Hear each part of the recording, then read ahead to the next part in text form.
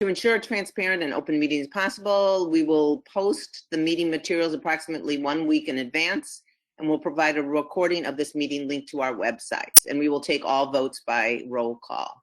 Are there any questions on that? Seeing none. Next, we go to agenda changes and announcements. And yeah, I can jump on that. I was trying to see where we were going to people. Okay. We will, you'll have, we'll do attendance and approval of the minutes at the next agenda item. But first, the announcement. So, Timmy or Enrique? Yeah, thank you. So this, just to let everybody know, this meeting will be recorded and posted. Let us know if you're having any issues muting or unmuting yourself via the chat. Also use the chat function for any questions that you may have, or feel free to just go ahead and make your questions throughout the presentations. We also have a, I'm sorry, oh yeah, for the questions, if you don't mind saying your name first for the public comment and then making your questions. That way we have that on the record. We will also be flipping the order of the agenda items 6 and 7 for the flow of the presentation that we have for today. So thank you. Can I ask a clarifying question? So is now 6, will overview of the new LTA projects come before, come after the embedded staff planner program, or? It'll come afterwards, yes. The LTA projects will come afterwards. Correct. Okay, great. I just wasn't sure if it was switched. Thank you.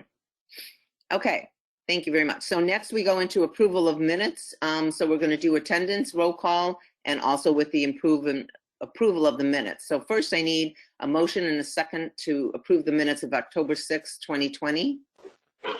So moved. It's Melody from Active Transportation Alliance. Thank you. This is Lori, I second. Thank you. Any questions from any members?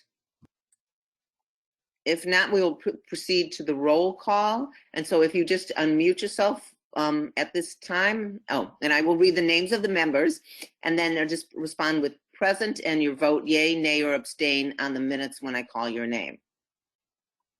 Okay. So Alicia Button. Present, yay. Fluturi Demirovsky. Yay. Lori Dittman. Oh, sorry. No, obviously present and yay. Present and yay. Jackie Forbes. Forbes, present and yay. Joan Fox. Joan Fox, present and yay. Kendra Freeman. Present and yay. Melody Geraci. Present, yay. Hannah Kite. Jackie Grimshaw. President, yay.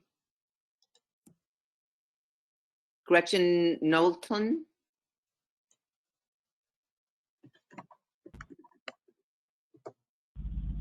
Tiffany McDowell. Greg Pullman. Present and yay. Obai Reed.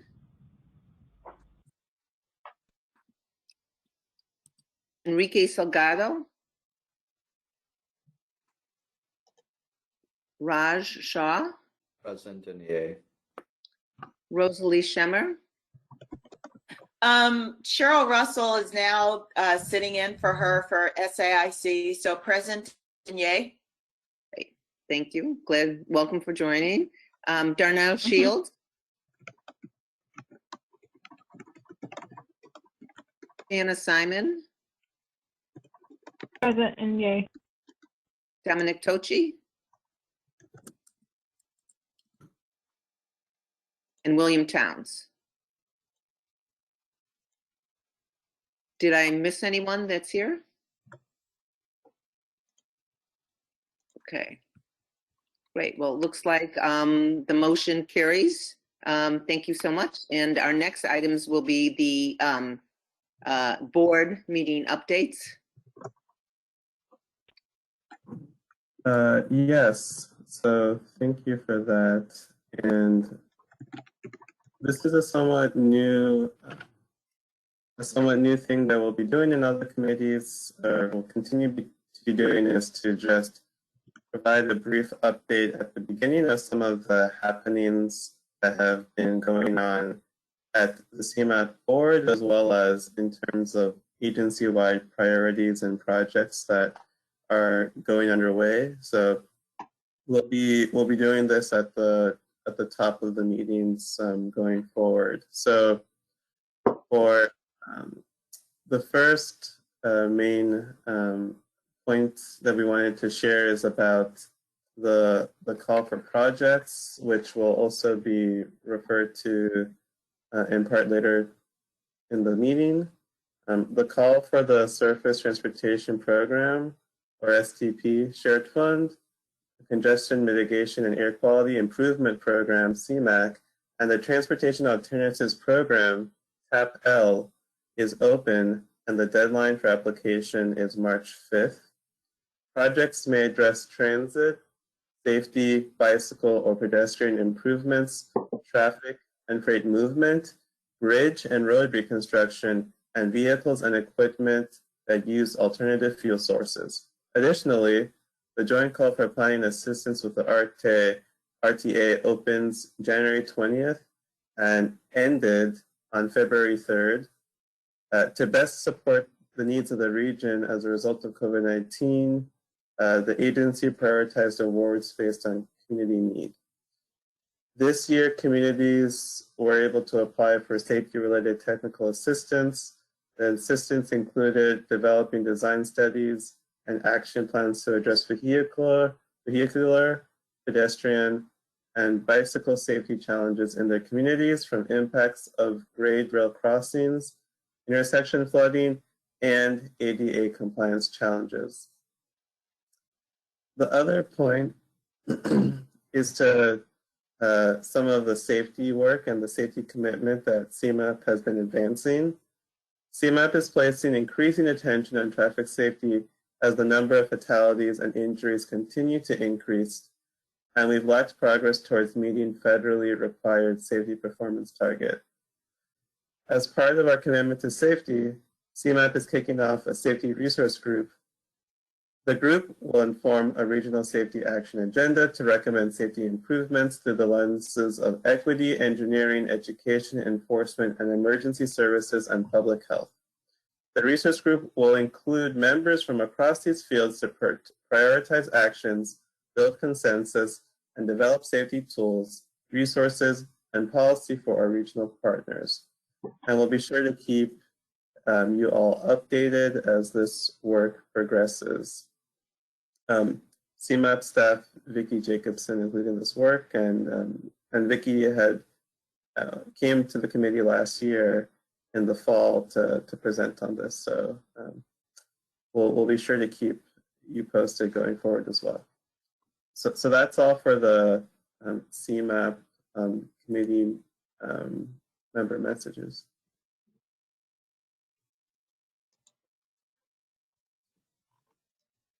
Great, thank you. Were there any questions that anyone had on that?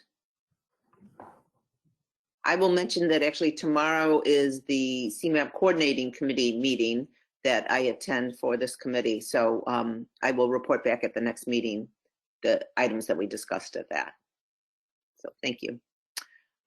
So next we come to the part of the agenda, which one is great because I guess we get to learn a little bit more about our fellow members, and then also to hear how all of our organizations are adapting and responding to the events happening going on, obviously with COVID and the move towards the work towards racial, health equity, economic justice, and disability rights. So for today, we have two members that are going to share. First, Alicia Bunton, would you like to unmute and talk about what talk about what your organization is doing to respond? Sure, I can. All right. You can go to the next slide. All right. Thank you for the opportunity to share what we're doing at Illinois Tech. And because we are an educational institution, we view education as the primary driver for advancing progress across these areas. So the very first thing that I want to share with you is our new scholarship program called the Chicago Difference. We truly believe that it is the superpower for our young people. What does the Chicago Difference program consist of? It consists of the 4 tactics you see on the slide, but more importantly, it creates a meaningful pathway for young people in Bronzeville and the neighboring communities by strengthening their knowledge of and access to STEM education. It increases student support at Illinois Tech and provides them the opportunity to have internships and fellowships in the tech community, which will ultimately change the economic outlook really for themselves as individuals and for their family. We are starting age appropriately, I would say, with middle school students. Beginning with middle school and working with them through high school to provide summer programming, mentorships, very laser focused admissions processes for them, and giving them wraparound services that will support them throughout their 4 years or more, depending on their program at the university. Go ahead to the next slide. Education is not only a superpower for the youth, but also for adults. Next slide. All right. Illinois Tech is part of the Tech Ready initiative. And the Tech Ready Illinois program is designed to jumpstart careers or advance the careers for individuals that are already in tech. What it is the opportunity to take courses at Illinois Tech and then other partner institutions in cloud computing, cybersecurity, data and analytics, and software development. So the cost ranges anywhere from free to at least half off. And these courses are available for individuals no matter the skill level. So there are foundational courses, intermediate, and then advanced. Next slide. So we have also created a group of like-minded professors, and we have embarked upon a specific program that looks at community engaged research. Prior to the events of last year, there were professors that were working in silos, but we have a galvanizer who has brought the group of about 20 professors together to create CERC, which is community engaged research. We have 5 goals. First one is to create a positive impact on the communities that surround Illinois Tech. Second is to establish and build authentic, transparent, and trusting relationships with community-based organizations for the purpose of conducting mutual research partnerships. Third goal is to gather and share human, financial, knowledge resources within Illinois Tech and the community partners to conduct community engaged research. So whether that looks like citizen science, co-design, there are many different ways this can appear, but the bottom line is that we are partnering with community and not doing unto community. The next goal is to build capacity among the researchers and students and other community partners. And then lastly, promoting the impact and importance of inclusive community engaged research, in particular demonstrating how this type of research and scholarship can be factored into promotion and tenure for faculty. So we really want to bake this into the ethos of the institution. Next slide. Another initiative that has come up is the SORAMO. And Ceremo looks at students, whereas the other initiative that I mentioned focused more so on faculty. With Ceremo, students take courses that focus on social responsibility. They engage with society, with projects and other stakeholders. So they take 3 courses, complete a project, and there are some other outcomes, but I'm out of time. So the very last thing that I'll mention, next slide, is the Tech and Social Justice series. And we really wanted to take a look at the ways that AI and machine learning impact outcomes for communities of color, whether it's redlining, facial algorithm bias, health outcomes. That's a series that we started and we will continue with. So I thank you. I think I went over by 20 seconds. Well, thank you so much. I'll thank you for the whole group. And I am just, I have not known what programs you've had, and I am very excited to hear that. And I do want to connect you. We are, the health department is working with a lot of other research organizations in Chicago. I don't know if you're involved with that. But I will make sure that if you're not, you get connected, and that our person over research and a lot of this other work gets connected to you. Thank you. Thank you. This is amazing, wonderful work. Anybody else have any quick comments? Well, thank you so much. I appreciate that. And it's great to learn more about the work that you're doing. And we have another member that's going to share the work of her organization, Gretchen Nolan from Age Guide Northeastern Illinois. Hi, everybody. Thanks so much for having me. Can you hear me okay? All Yes. right, great. Yes, I just wanted to generally kind of introduce Age Guide to everybody in case you're not familiar with it. We are the Area Agency on Aging, so we provide all of the Older Americans Act funded programs for the 8-county region that consists of the collar counties outside of Cook County.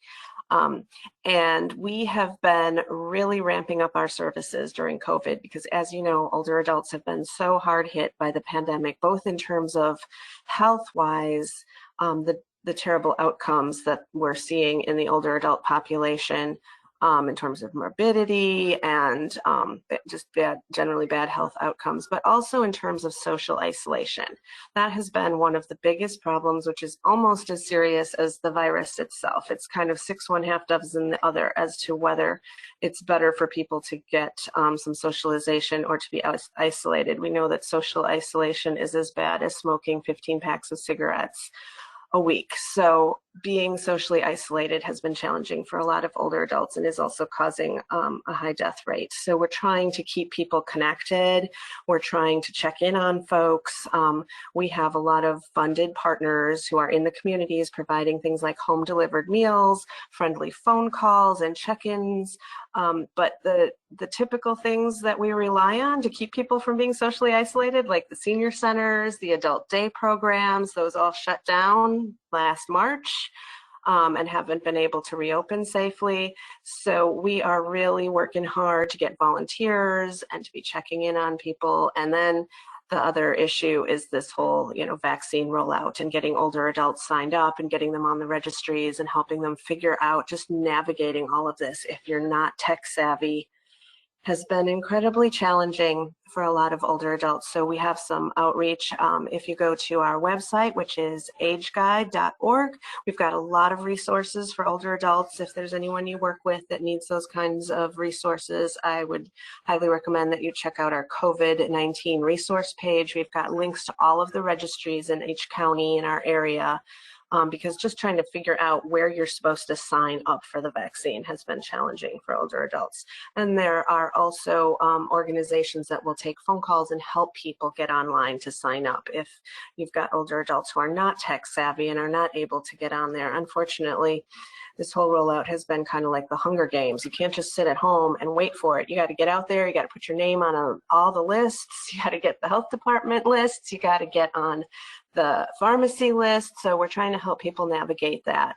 So we're taking a lot of phone calls all the time from seniors who are just confused about how they can get the vaccine, where they can go to get the vaccine. And I think once the production ramps up, it will be a lot easier for us to connect people. But for now, we're just trying to tell them that they need to get on all the registries for the pharmacies, for the health department with their primary care physician, and then they just need to be patient and they'll get a call.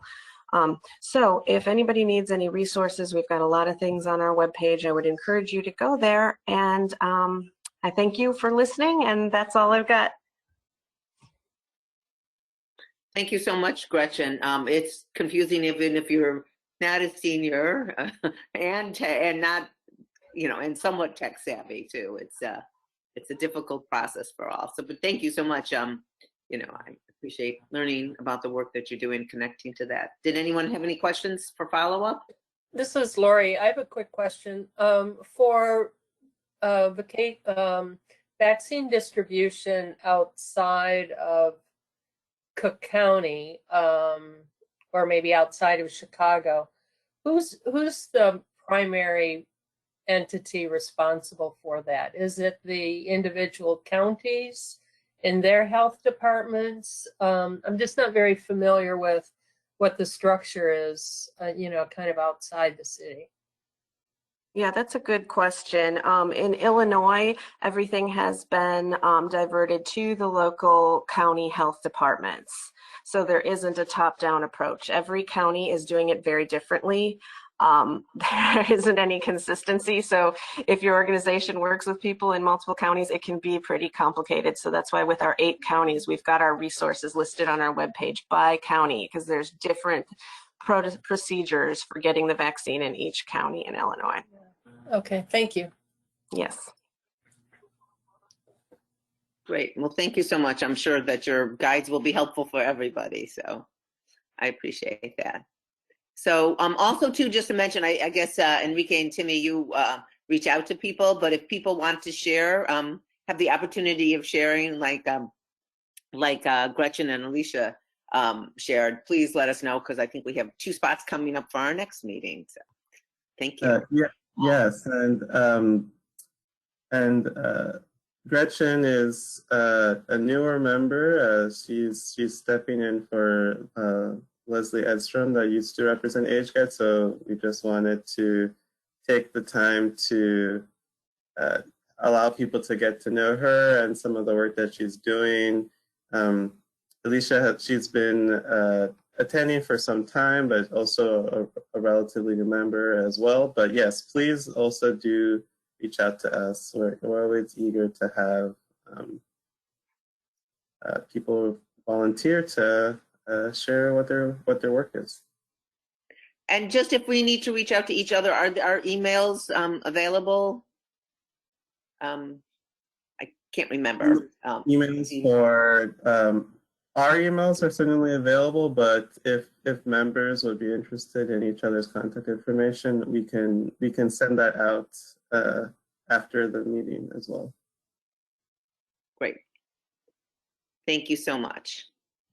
Okay, next on our agenda, we are flipping what we had. I think we're going to focus on the new embedded staff planner program. Michael Brown, are you here? There you are, to talk about the 2021 call for projects. You want to share about that? Yes, good morning, everyone, and thank you for the invitation to join this committee. I enjoyed the presentation so far and hope to contribute to the discussion moving forward. We recorded our presentation because this call for assistance goes across several different divisions in CMAP, and we want to make sure that you hear from all of those voices. So we are going to play this quick, well, it's not quick, I think it's 16 minutes presentation, and then myself and the project manager, Lily Nipple, will come behind with other updates and answer any questions that you may have. So we are good to press play on that. Thank you.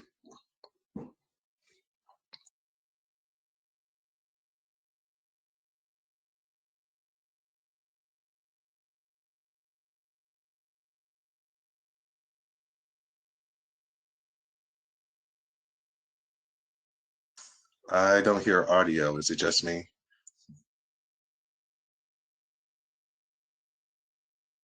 It's not just you. All right, let me try again.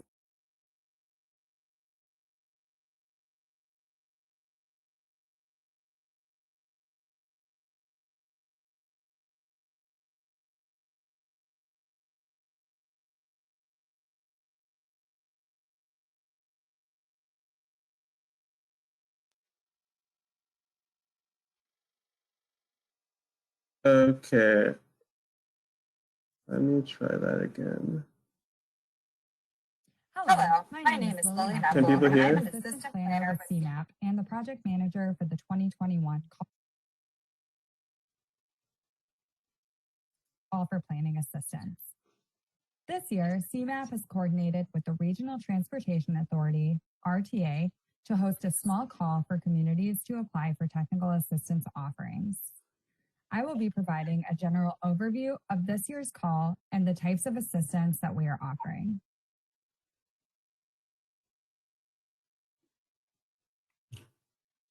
Hello, my name is Lily Knuckle, and I'm an assistant planner with CMAP and the project manager for the 2021 Call for Planning Assistance. This year, CMAP has coordinated with the Regional Transportation Authority, RTA, to host a small call for communities to apply for technical assistance offerings.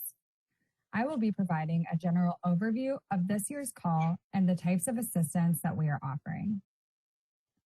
This year's Call for Planning Assistance is different from the annual call for projects in previous years in that it's a more targeted effort for communities to apply for a limited selection of technical assistance offerings.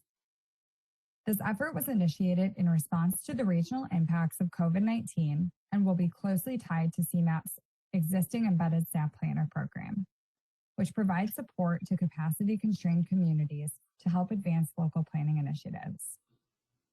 Any local government is eligible to apply for the Call for Planning Assistance, but this year, CMAP and the RTA are prioritizing awards based on community need. We're using CMAP's Community Cohort Evaluation tool to prioritize communities that have lower incomes, smaller tax bases, or smaller population sizes. CMAP is offering 6 types of technical assistance, which will primarily focus on local government capacity building and implementation of previously completed plans. These include capital improvement programming, where CMAP will help local governments develop a successful capital improvement program, and safety planning, where CMAP will help local governments address safety challenges in their communities. CMAP's other 3 offerings are part of the Embedded Staff Planner program, including the NEXT program, where we will help communities take the next steps in implementing existing LTA plans. Resource Opportunity Impact, where CMAP will help local governments prepare for grant opportunities. And the Consortium on Public Space Innovations, where CMAP will help communities address the shared challenges around the creative use of public space in response to COVID-19. The RTA is offering 3 types of technical assistance, including active mobility and curb management plans, developing special funding districts, and zoning code updates in transit-served and in transit-oriented development areas. Jointly, CMAP and the RTA will offer developer discussion panels, which will help local governments address local economic development challenges, strengthen developer connections, and solicit guidance on ways to attract investment. Next, we will go into further detail about each of the types of technical assistance that CMAP is offering through the 2021 Call for Planning Assistance. Hi, my name is Jamie Jackson, and I'm a senior planner here at CMAP. I'll be providing an overview of the capital improvement programming. The capital improvement programming is part technical assistance, part capacity building. The program is designed for communities that do not have a capital improvement plan or do not have an up-to-date capital improvement plan. Communities will develop a framework for a capital improvement plan and will learn about best practices in process, project grant readiness, and the use of performance measures in capital planning. Through capital improvement programming, communities will identify capital projects and deepen their understanding of capital project planning best practices in order to have the tools to develop a capital improvement plan. This includes providing information and resources of not only how a community identifies projects, but also prioritizes, budgets, and implements those projects. The program includes capital project development, which involves writing project descriptions, cost estimating, scheduling, and applying performance measures. In addition, the program includes best practices for capital project funding. This consists of how a community programs capital projects in municipal budgets and how to position projects to qualify for and appeal to local, state, and federal agency requirements. Finally, the municipality will be an active participant in the program through hands-on training workshops. Training will cover the topics of fiscal analysis, municipal budgeting, project evaluation criteria development and application, and other capital improvement planning best practices. Hi, my name is Vicki Jacobson, and I'm a transportation planner here at CMAP. I'm going to provide some information today about our safety planning work. Safety planning takes a comprehensive approach towards improving traffic safety for all modes of travel.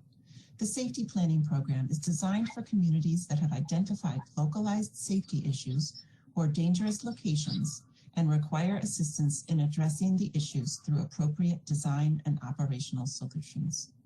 Communities will benefit from deliverables such as safety action plans and preliminary designs with recommended countermeasures to improve safety and therefore mobility for all travelers, regardless of age, ability, income, or mode of travel. Through safety planning projects, communities can address corridors, crossings, and intersections with higher crash rates or a perception of traffic risks based on community or police-reported issues. Using existing data sources, public input, and best practices, communities will receive recommendations for design improvements and other operational aspects, such as signalization, lighting, and pavement markings. Design recommendations and action plans will provide specific guidance on bicycle and pedestrian safety, modes that are particularly vulnerable to unsafe conditions. Communities may also seek assistance for safety issues related to at-grade rail crossings, intersections that are prone to flooding, and locations that do not comply with the Americans with Disabilities Act. The safety planning process will position communities for funding opportunities to make the recommended safety improvements a reality.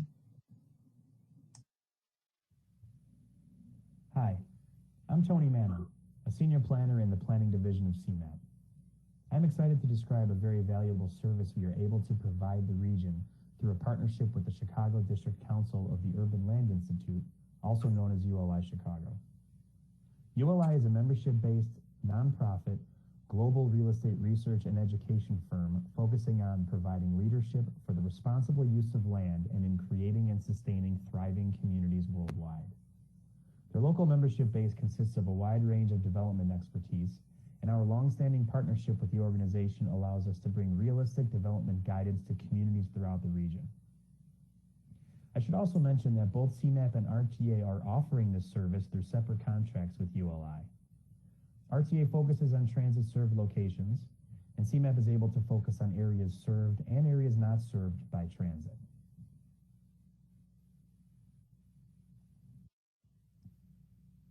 CMAP works with ULI to convene developer discussion panels or dialogues for a community or group of communities to address planning challenges, share development expertise, provide advice and guidance on ways to attract investment to a specific area of a community, and or to discuss what types of development may be appropriate and market feasible.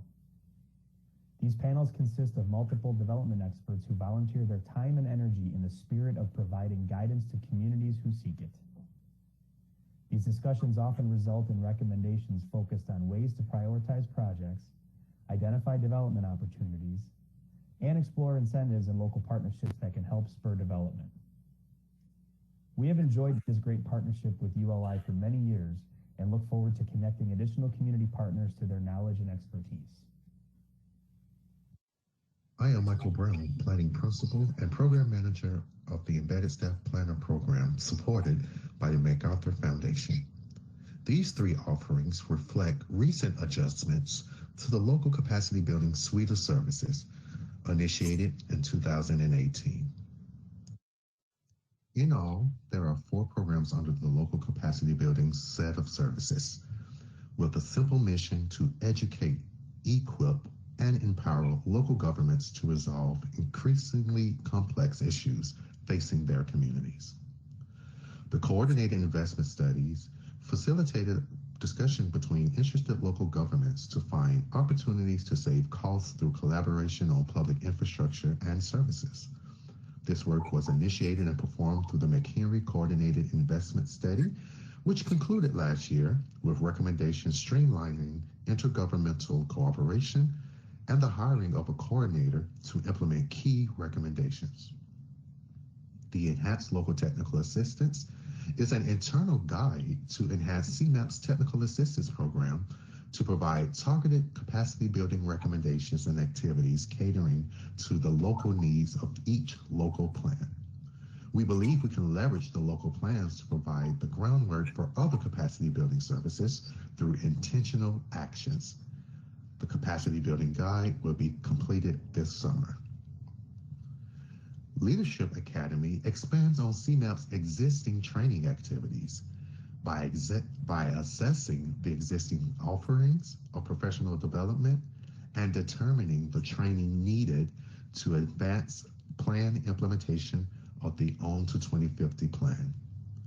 This program seeks to fill the gap with targeted trainings, including networking and skill building for elected officials, staff, and citizen commission on specific topics. Recommendations to fill programming gaps will be made available later this year. And lastly, the signature program of the Capacity Building Suite and the focus of this conversation, the Embedded Staff Planners Program, where CMAP staff are placed in capacity-constrained communities to provide support and advance local planning initiatives. Planners in our first round of embedded staff planning communities of Calumet Park and South Village have been successful in coordinating grants and technical assistance projects, assessing and adopting effective and efficient policies and procedures, and engaging new partners to help these communities develop new approaches to targeted issues and launch new initiatives. The work in these communities will conclude in the spring of this year, and we look forward to bringing a full report of challenges and successes encountered. But it was this time last year that the Embedded Staff Planning Team was preparing to initiate round 2 of Embedded Staff Planning Communities just before the pandemic hit. As a result, the Embedded Staff Planning Team designed the following programs. The 3 new programs are based upon 10 years of local technical assistance experience, 2 years of lesson learned from the initial demonstration program, as well as insights gained through CMAP's local government network around emerging issues related to pandemic response and recovery. Launching this past fall, the program have already reached key milestones in program development and execution. In the following slides, we will provide brief updates on each. Hi, my name is Dominic Argamedo, Senior Planner with CMAP and Project Manager for NEXT, Putting Plans into Action. CMAP is excited as the program continues on the work of the Embedded Staff Planner program in Phase 1. Again, due to the pandemic's impacts for CMAP personnel to be on site in communities and ability to focus on general planning efforts, CMAP staff will instead assist communities with implementing specific approved community plans. As with Phase 1, communities often are limited in their available resources to move plans from the page into their community. Through August of 2021, CMAP staff will assist partner communities to work both implementing recommendations, such as code updates and grant applications, and also to build overall capacity of NEXT partners to keep such implementation momentum going. In the case of the Land Bank Authority, this focus will be on funding for future dedicated staff and standardized data collection. We look forward to assisting communities turn their vision and effort into reality. Thank you.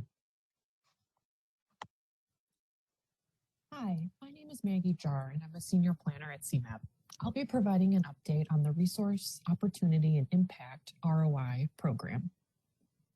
Under the 6-month pilot program, CMAP staff is assisting 3 municipalities to prioritize transportation projects, strategize how to get them funded, and navigate transportation investment programs. We established partnerships with the City of Harvey, Village of University Park, and Village of Dalton in December of 2020, and are currently working with their staff and officials to develop transportation project lists and grant inventories. Next, CMAP staff will develop custom implementation strategies to support priority projects in each of these communities, and then assist local staff in taking the next steps and build their capacity to apply for and manage funding. Additional grant-related activities may include researching and identifying potential fund sources, establishing internal procedures for grant seeking and grant management, staff trainings, coordinating work on select grant and technical assistance projects, or helping to prepare applications for funding priority transportation projects. This is Julie Burrows. I'm a senior planner with CMAP and the project manager for the Consortium on Public Space Innovations. For this project, we're taking a collaborative approach to capacity building. A small group of communities will work together on how they can adapt public spaces in innovative ways that promotes community vitality while maintaining safe social distancing. This past year, inspired by the pandemic, some communities took an innovative approach to the use of their public spaces, like closing streets to allow for outdoor dining. Out of necessity, they took a risk and tried things that their regulations would never allow, and now they'd like to hold on to the vitality and vibrancy it's brought to their business districts. Inspired by these successes, we know that other communities would like to try a public space innovation project and need assistance and support to do so. We think that by working together, we can not only help communities to try new things, but can help to design their pilot projects so that the innovative can become the norm. We're aiming for 3 main outcomes: help communities institutionalize successful public space innovations and make it easier to do even more in the future; help communities, especially those who face the most challenges from COVID-19, to launch a public space innovation pilot project; and finally, we'll create a few common project typologies with practical how-tos so that others can replicate successful projects and avoid common challenges. During this very challenging time, we would like to take advantage of the opportunity to try new things, keep the best of what worked, and help communities to thrive. This is Michael again. So we have initiated the first round of NEXT and ROI under the MacArthur Foundation grant with the listed communities. The 2021 call for projects will help us to identify communities for the next round. And as Julie mentioned, the call for projects will be utilized to form this cohort of municipalities focused on public space innovation. Future projects under the Capacity Building Consortium will focus on a variety of topics, including municipal finance, which is currently being explored in partnership with our policy team. And thus, the 3 new programs of the Embedded Staff Planner Demonstration Project will round out the 6 CMAP offerings in this 2021 call for projects. I'll turn it back over to Lily for further details and closing of the presentation. The 2021 call for planning assistance opened on January 20th, and applications are due on February 3rd. During this call, applicants will complete a brief form that's linked on CMAP and the RTA's websites. CMAP and the RTA will review applications during February and March and respond to any questions that applicants may have. Successful applicants will be notified in April, and most projects are expected to begin within 6 months of notification. This concludes our presentation for the 2021 Call for Planning Assistance. If you would like additional information, please visit our webpage. Thank you so much for your attention. We'll now take any questions.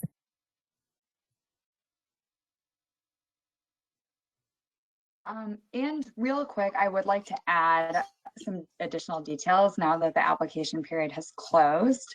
We had around 40 total applicants between CMAP and the RTA, and most of those applicants were from high need and very high need communities that we were targeting. So many of those applicants applied for more than one type of technical assistance.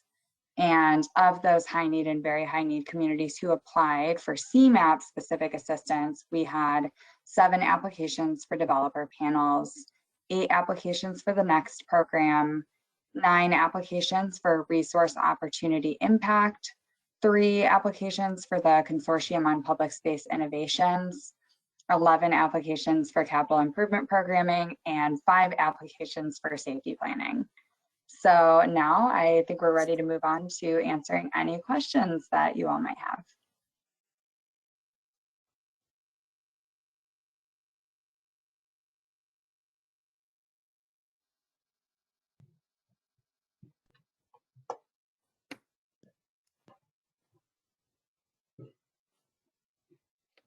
Hi, this is Sherry. I had a quick question about the ULI and the developers work.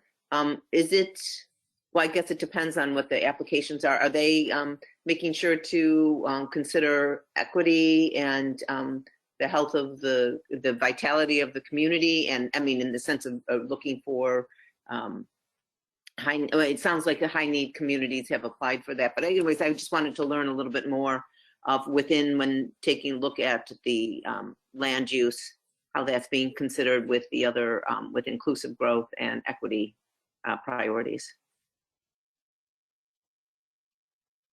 Michael, do you want me to take that? Oh, sorry. I was just going to say, since we have Tony here, who's leading that work, go ahead, jump in. Sure. Hi, everybody. Nice to see you all through the screen. Yes, Sherry. Short answer is yes. It is actually our role in this is to help work with the communities that we will select for this and ULI to come up with a very mini scope of work, or more like a scope of the discussion. And we take it upon ourselves to make sure that we include the things that we would like to focus on as part of this work. And yes, that would be equity, that would be inclusive growth, that would be accessibility, all within the land use discussion.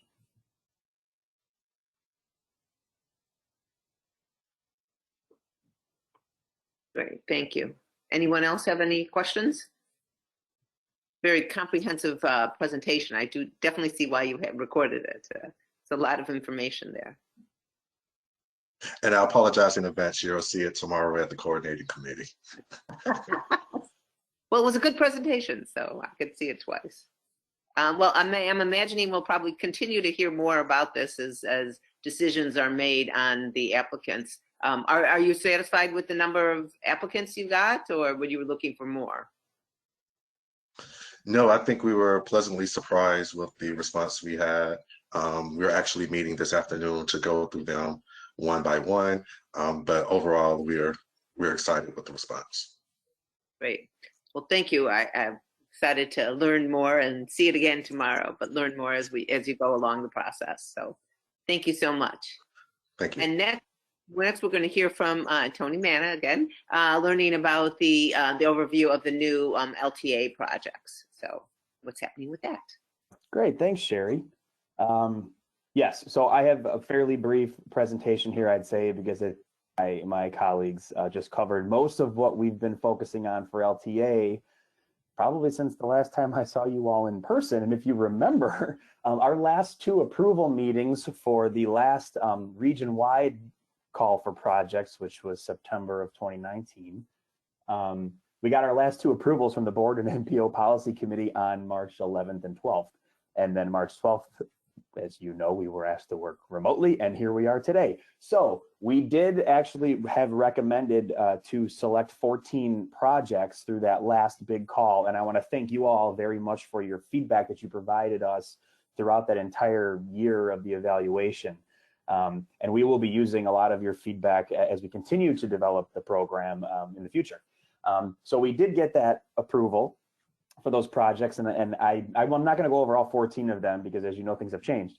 But they were listed in a memo that we sent out back then to everybody. But I did want to highlight 6 projects that were underway now, and if you wouldn't mind going to the next slide, Timmy, that'd be great. Of those 14, as you can imagine, we quickly decided in March and April to just give our community partners some space to understand what was happening at the time and let us know if and when they were ready to take on some of the LTA work that we had suggested we move forward with. Some of those projects, as you may know, have been deferred due to various reasons, mostly related to COVID impacts.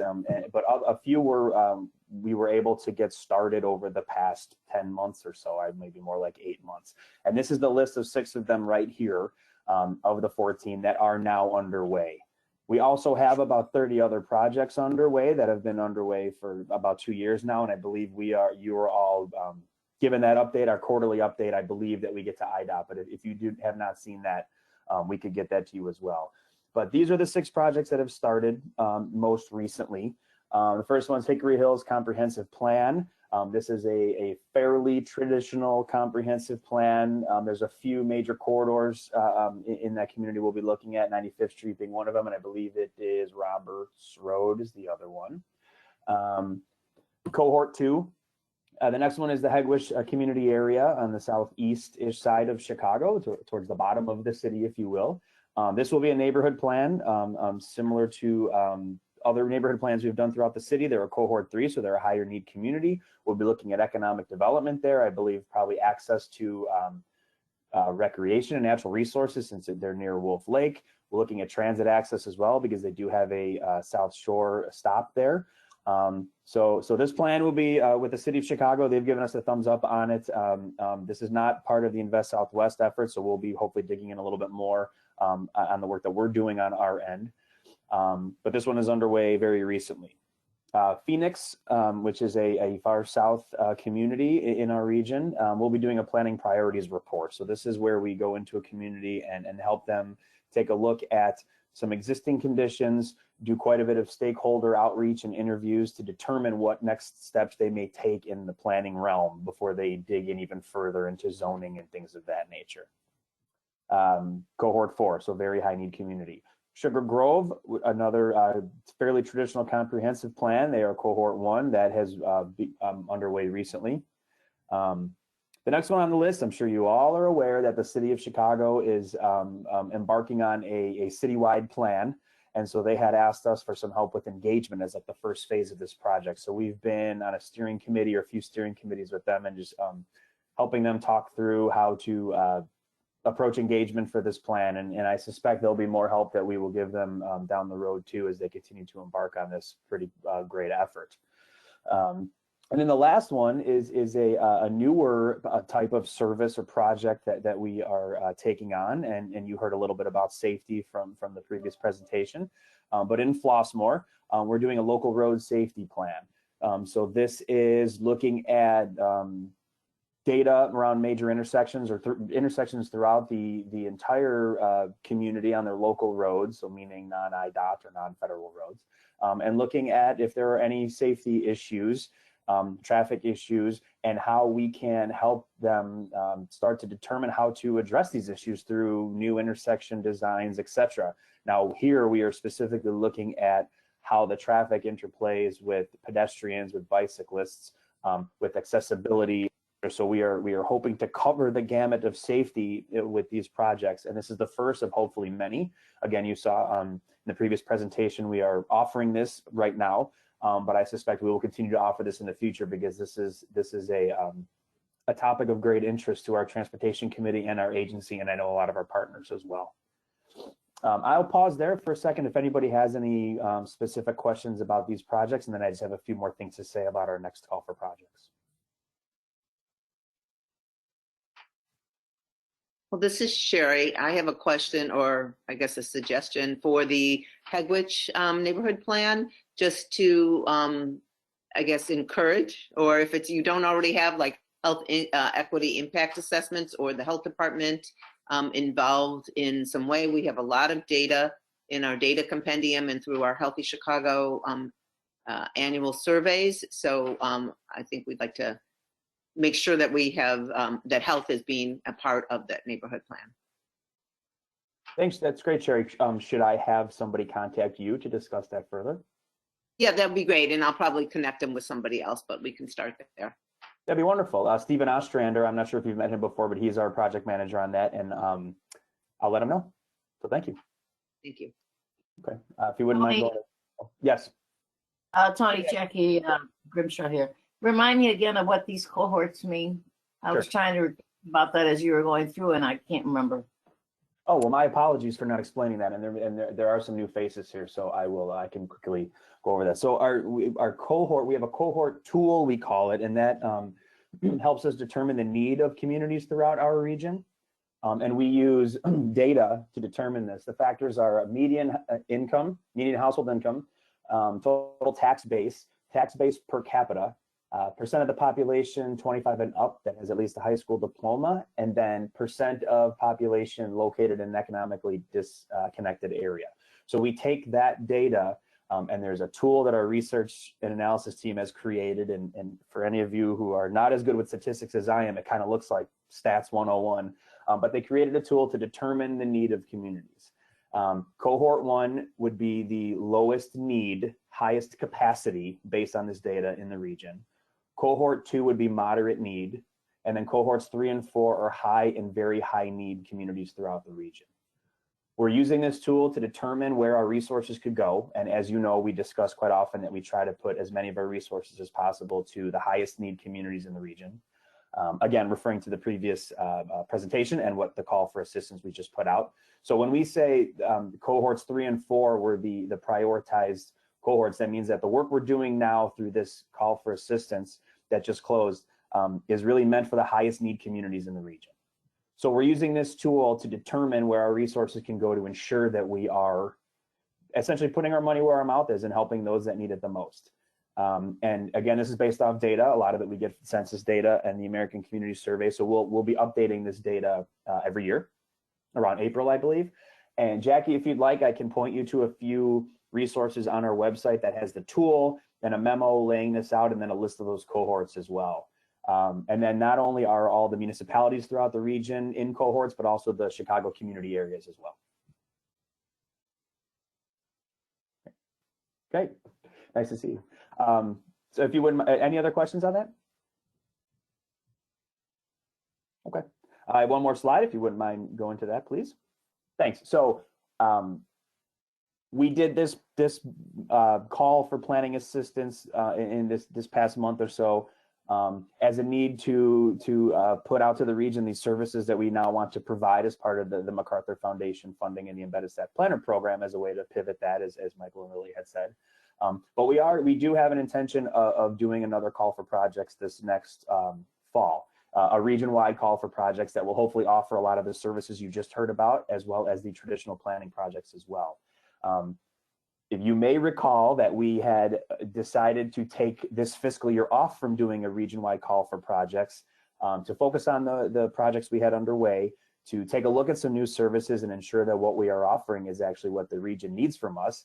And again, we got that last thumbs up on March 12th to do that. And then the pandemic hit the region, and we realized that while maybe a region-wide call for projects during the pandemic at the time was not appropriate, we wanted to do something. So that's why you just heard what Michael and Lily put together. But it was just one of those things where we had this plan, and then that plan had changed, and we are planners and we know that's how it goes. But right now we are looking at our region-wide program, the LTA program as a whole, just to ensure we're still aligned with down to 2050, and if there's new action items or things we can identify, agency priorities.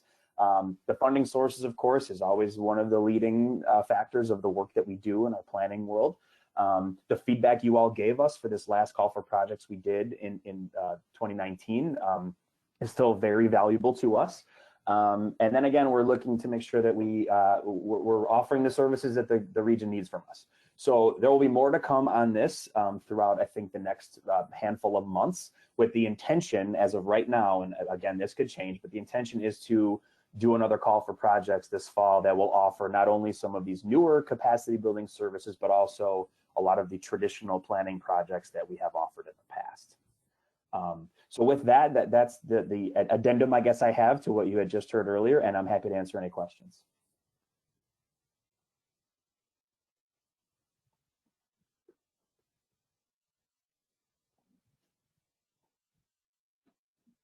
Great, thank you so much. Again, I know everything sort of took a little break for a year, and we're looking forward to moving on from there. So thank you. Thank you. All right, our next agenda item focuses on our committee work. So Timmy or Enrique, you wanted to talk about, so we revisit this again, and but I think we're on a good path forward to talk about review of the committee goals and talk about the work plan for 2021. Absolutely. Thank you, Sherry. So yeah, a little bit of housekeeping stuff here with our work plan for the year. The work plan is an outline of topics proposed for our committee for the 2021 calendar. And this is a preliminary cut with specific plans and other potential topics. I want to talk about the charge of what the community is charged with. One being that it's to assist in implementing onto 2050, and in particular the plan's principles of inclusive growth, resilience, and prioritized investment, to provide advisory feedback to CMAP staff and coordinating committee on work related to advising inclusive growth, social equity, and upward mobility, and health for all people regardless of socioeconomic backgrounds or disability. To provide advisory feedback to CMAP in prioritizing policy positions, programs, and approaches with a particular emphasis on supporting economically disconnected populations. Serve as a discussion forum for regionally important issues, supporting exchange of best practices and relevant research, such as applying an equity and inclusive growth lens to policy and investment decisions. And finally, to identify and support efforts for collaborative leadership and public participation for all people in the Chicago region. So that's what we're charged with as a committee to think about, as a group. And then some of the goals that we have as for our meetings is in response to feedback from community or committee members. Committee liaisons will seek to structure agendas, include variety of the following agenda items, and then in different categories for each meeting. So again, these goals are: one, to discuss and give input on the local technical assistance or policy projects in its early or middle stages that we've talked about, that we want to get the feedback at more of the beginning of the projects, as opposed to in the middle or later on, just to have a more impact on the advice that we give project managers. And then briefly review and give feedback on CMAP staff efforts that is recently complete. And then committee members, external expert or stakeholder presentations about the work relating to the committee charge. And that's where we're looking to see if there's work being done within the committee members that they could present on and have that conversation. I think at the end of the day, we all know that the topics are related to Onto 2050 implementation and relevant to the subject matter and expertise of the committee members that we have here. So I want to take a pause there and see if there's any questions with the charge of the committee or the goals that we have set for our meetings.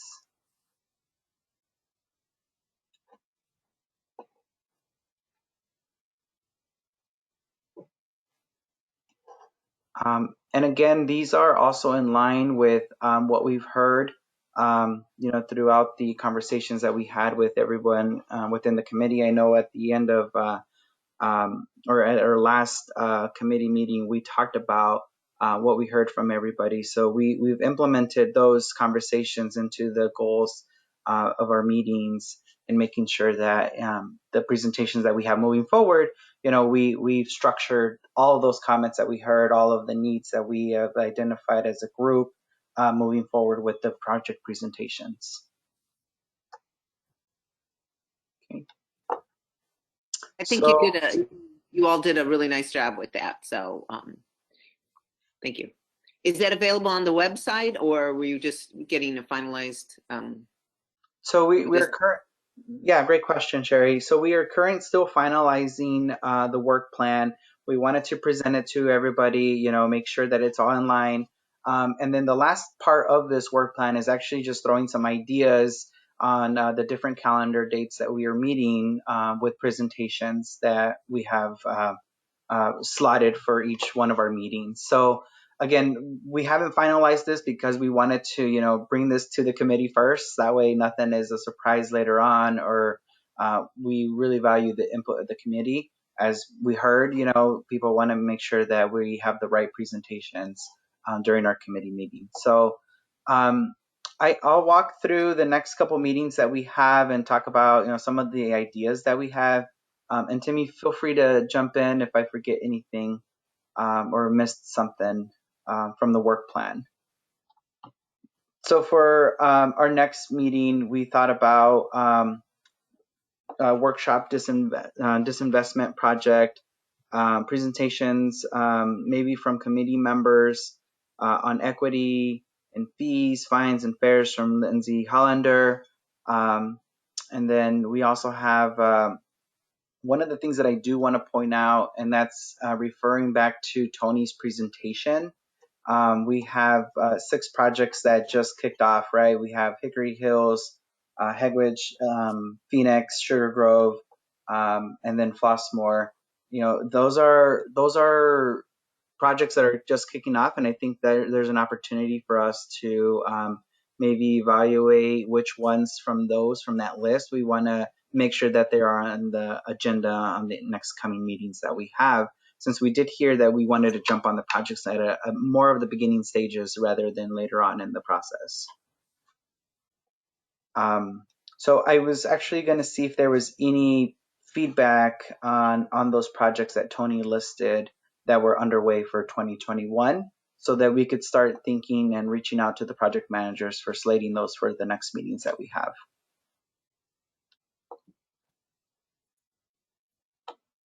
And just for reference, I can throw that list back on the screen if anything stuck out to committee members.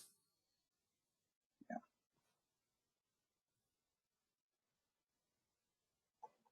So for the next, yeah, go ahead. Yeah, Jackie Grimshaw here. I was going to say, being from Chicago, I really would be interested in knowing more about the Hegwidge neighborhood plan. Great, noted. Thank you, Jackie. So we meet again on April 13th, June 8th, and then August 10th. I think those are the 3 next meetings that we have where we can start slating some of these different meetings. And then come our October 12th meeting, there's going to be a presentation that we want to slate in for the 12th onto 2050 plan updates. There will be an update happening to our regional plan, and we wanted to slate time for that presentation in October. And then in December, one of the things that we do want to talk about is we'll be revisiting this work plan to start strategizing for the following year, and then announce any committee leadership role changes that will happen at that time as well. So, but yeah, I also just want to open it up for discussion. Is there any other topics that are interesting to you all that we want to talk as a committee? Is there work actually that you all are doing that you want to bring to the committee that you see there's an alignment with our Onto 2050 plan, and then even just the expertise that we have in the group? We're really excited to hear about what people are doing, and also have the opportunity to give feedback as well. So again, I just want to open it up and just do a little brainstorm dump maybe, and talk about what other presentations or conversations we should be having in this space.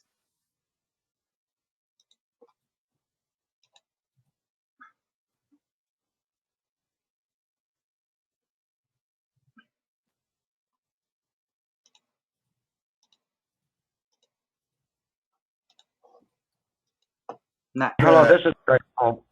This is Greg Pullman.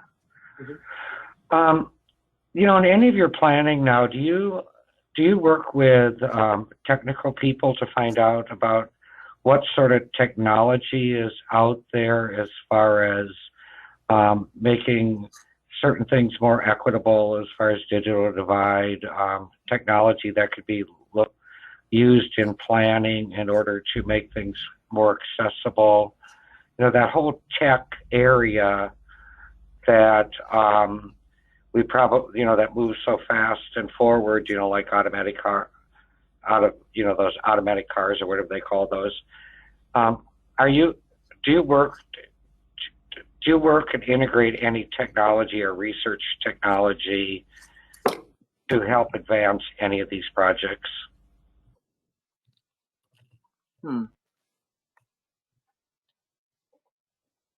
I don't know any right off the top of my head. I'm not sure if Timmy, to you, or even Tony, if you want to jump in.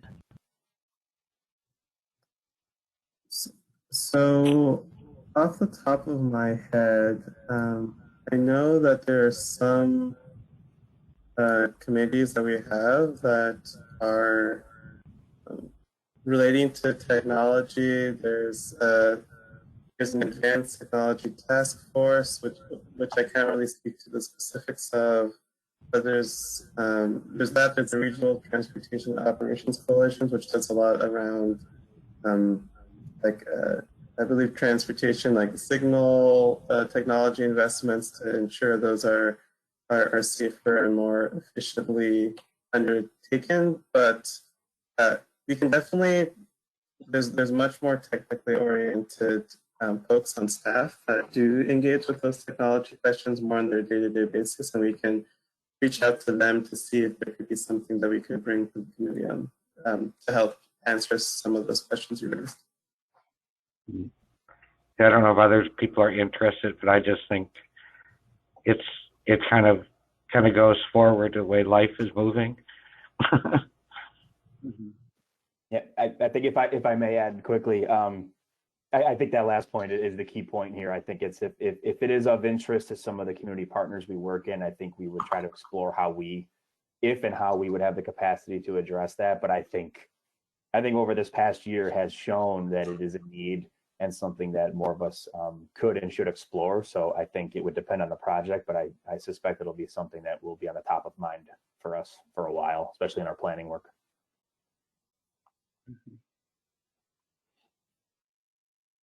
Okay, thank you. All right, we got a question from Enrique Salgado. Does CMAP highlight green impacts of transportation policy? So I can take a stab at this, Enrique. I certainly know we have a climate group at CMAP that's increasingly focused on some of these issues as it relates to transportation impacts on climate change in general, but also the environment writ large. And so I definitely see that as a continued priority for the agency. It's going into the work planning that's underway, and the policy team, I believe, Kristen presented to the committee about the climate impacts last fall as an example. So we certainly can also keep in mind bringing back folks from the environmental and climate team to also present. I think that might not currently be explicitly on the agenda, but we definitely want to, we can find a medium so that we can ensure that conversation also continues, particularly the intersections of climate, environmental racism, and equity. I think there's a lot of value that the committee can add to those conversations. Mm-hmm. Yeah, I was just asking it because, recently all the news right around, businesses shifting and moving, relooking at industrial corridors, even just the, people working from home and the impact that that's had on the economy, and the climate. I think as human and community development committee, it would be actually interesting for us to probably take note of that, and maybe put it as something to also track. Lovely, thank you. We have a question from Raj Shah. I wonder if one of the topics could be an update on the paper regarding health equity in metropolitan planning agencies around the country from about 2 years ago, and where CMAP has moved the needle and still has to move the needle. Enrique, do you that was closer to planning, and I was wondering if you have had a response on that. Yeah, I think I will definitely have to get back to the group on this one, but I think we could bring someone that is working closely, a project manager in particular, that can speak more about that, and to see if there was an evaluation on where we are in moving that needle.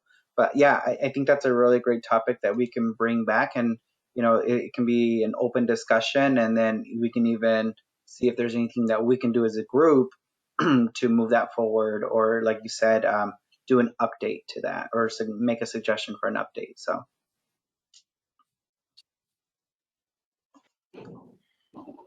This is Jackie Forbes. One thing that I want to continue seeing is the updates on that safety team that is it Victoria Jacobson who's leading. I know I'll hear it in other committees, but I think this committee has a lot to offer when it comes to making sure that we're thinking about all the angles of safety, and we talked about maybe looking at design as being a part of keeping people safe, and not just for vehicles but for bikes and pedestrians, and that's really where I think we can give some good input on that. So I would like to continue seeing updates on that project.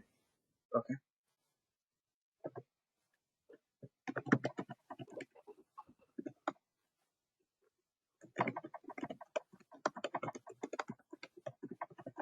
This is great. This is exactly what the conversation I wanted to have today, getting people's feedback on what other projects or revisiting projects that we had discussed earlier in the year. So, okay.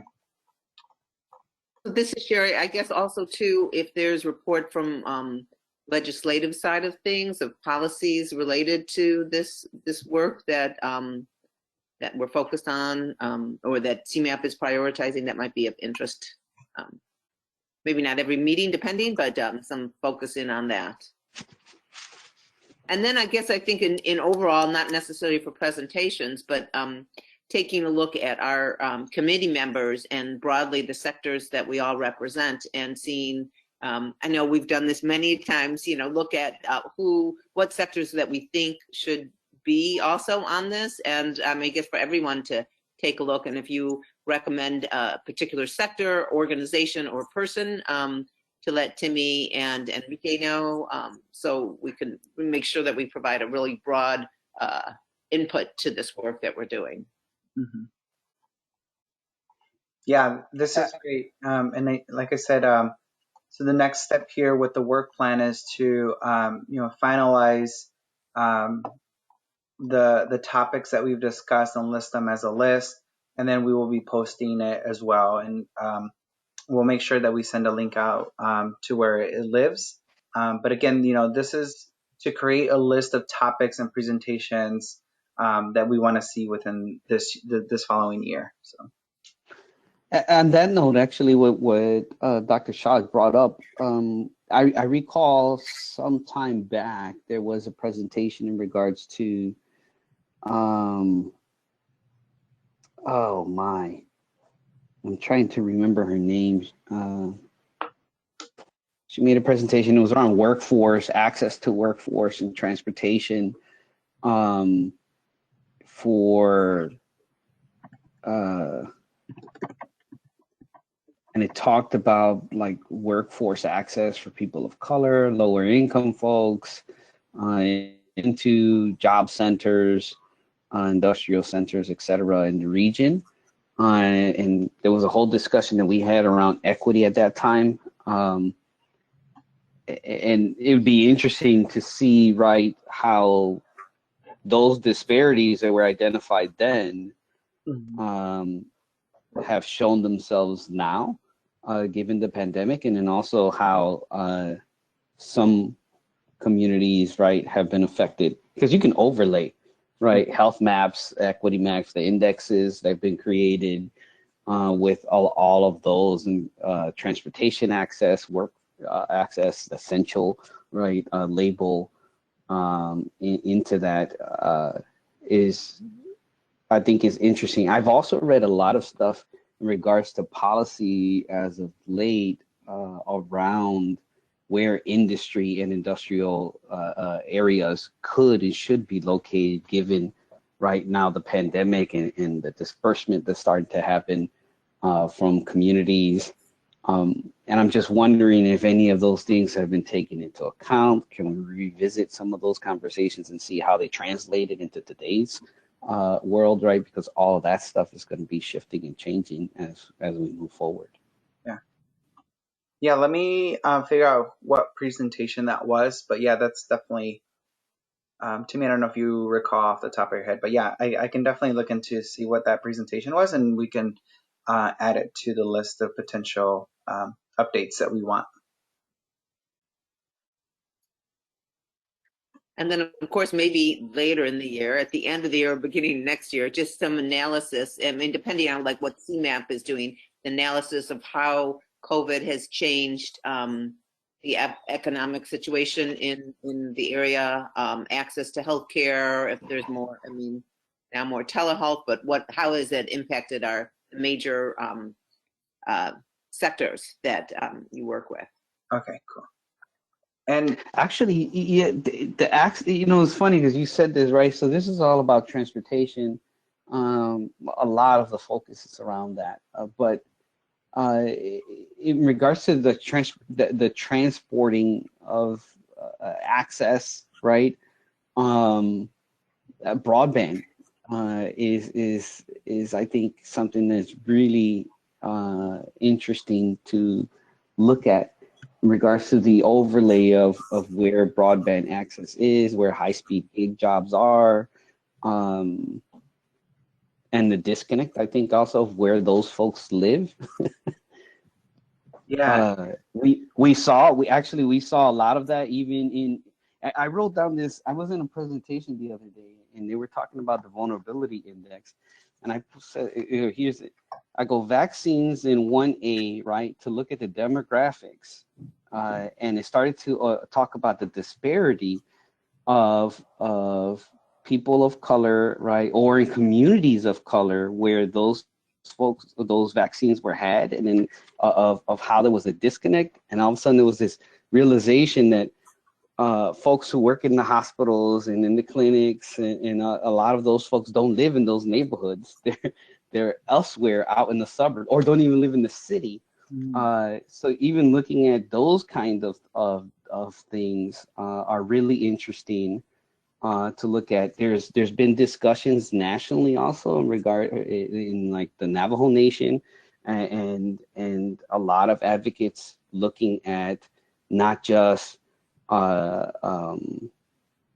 age, right, as a indicator of risk, but also place as an indicator of risk, plus a role, right, in regards to employment. So if you take those three, then you can actually elevate the most at risk up, not just in one category, which is how things are being done. You know, now it's like age comes first, and then in certain places they're adding other things into it. But if we're really looking at even transportation access, you know, health, housing, broadband, all of these things, we need to really rethink how we look at populations and how we reassess, right, a lot of these definitions we've been using.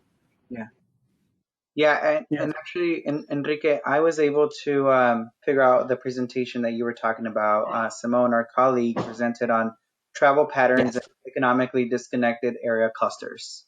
And I've provided the link to the study there. But yeah, I will definitely make a note of that now that I know what presentation you were talking about and who presented it. Thank you. Yep. Great points, Enrique. And yeah, just lifting up the fact that these populations at risk, they stack upon each other. And so there's a lot of value in seeing the intersection. And also Raj's, Dr. Shah's link to that Philadelphia Fed report also looks interesting for the committee. Any other questions or comments before we move on?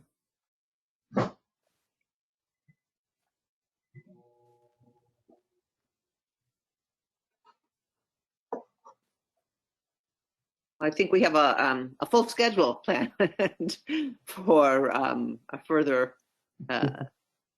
work groups coming up, our committee meetings. So thank you, everyone. I'm sure we'll be connecting with you on that too. So next, as we move towards the end of the meeting, any public comments? This is for, I don't know if we got any emails of people wanting to submit comments. We did not receive any emails in advance, Sherry. Okay. And I guess this is a time if anyone, any of the committee members want to unmute and just let us know something if you want to make an announcement of what's happening in your organization.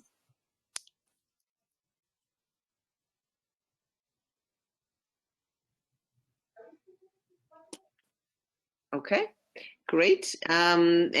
So actually our next meeting, I don't know, you'll figure out what's exactly on the schedule, will be April 13th from 10 to noon, that we have that schedule, which makes sure we have enough time for all our questions. Although today we're not going all the way to noon, which is fine also. So thank you, everyone. Really appreciate involvement. Was there a comment? Yeah, this is Garland Armstrong. Just would like you to know, especially what I just heard is awesome. But then there's also some like with Greg Pullman and others, disability communities, sometimes they feel like they're out of reach and don't know, especially since they're not digitally or technically ready. So how can you help reach to the disability community so they can make sure that what's going on right now, since they're not ready and they need extreme help for it?